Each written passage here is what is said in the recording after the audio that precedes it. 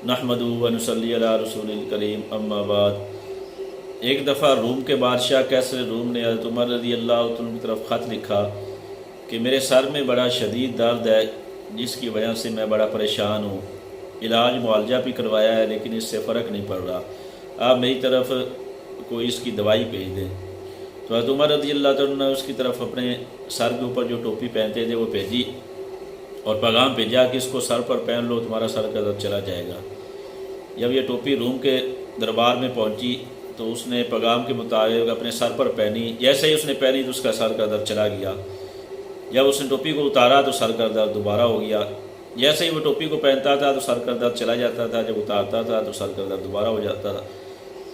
तो वो बड़ा हैरान परेशान हुआ कि इस टोपी में है क्या जिसकी वजह से मेरा सर का दर्द चला जाता है। हैरानगी की वजह से उसने टोपी को खोलने को हुक्म दिया। जब टोपी को खोला गया तो उसके अंदर एक रुका था, उस रुके के ऊपर लिखा हुआ था बिस्मिल्लाहिर्रहमानिर्रहीम।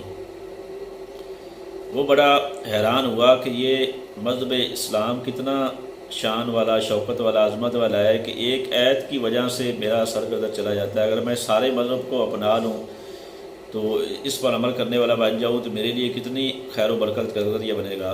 ज़्यादा उसके बाद वो मुसलमान हो गया था, उसने इस्लाम कबूल कर लिया था।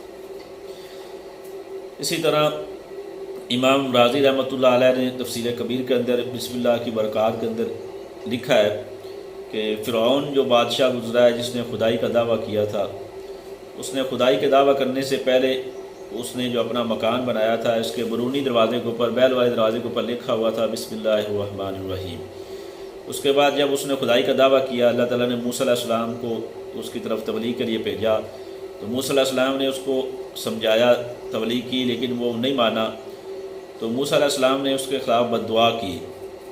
तो बद्दुआ के बावजूद भी उसके ऊपर अज़ाब नहीं आया। तो मूसा अलैहिस्सलाम अल्लाह ताला से हम कलाम हुए और अर्ज़ किया, या बारी ताला, या आपका इतना नाफरमान है, खुदाई का दावा कर रहा है, तो ये हलाक क्यों नहीं हो रहा। तो अल्लाह जल्ल शानू ने फरमाया कि इसके काम तो ऐसे हैं कि इसको फ़ौरन हलाक कर दिया जाए, लेकिन इसने अपने बैर वाले दरवाज़े के ऊपर बिस्मिल्लाहिर्रहमानिर्रहीम लिखा हुआ है, जिसकी वजह से मैं इसको यहाँ अज़ाब दे नहीं सकता।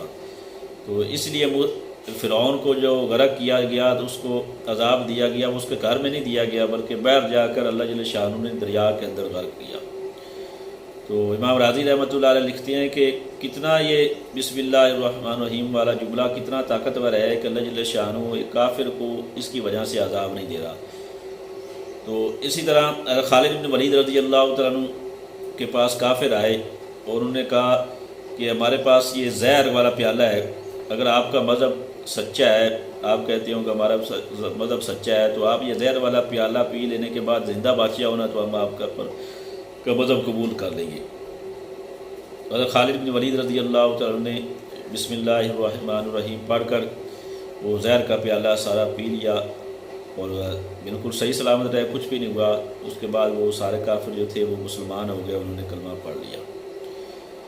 तो अल्लाह जल्ल शानू ने इस बिस्मिल्लाह वाले जुमले के अंदर अल्लाह पाक ने बड़ी ताकत रखी है कि हमें हर काम के इब्तिदा से पहले इस बिस्मिल्लाह के जुमले को अपनाना चाहिए। तो इंशाअल्लाह इसकी बरक़ात जो होगी, इसकी जो खैरें होंगी वो हम अपनी आँखों से देखेंगे।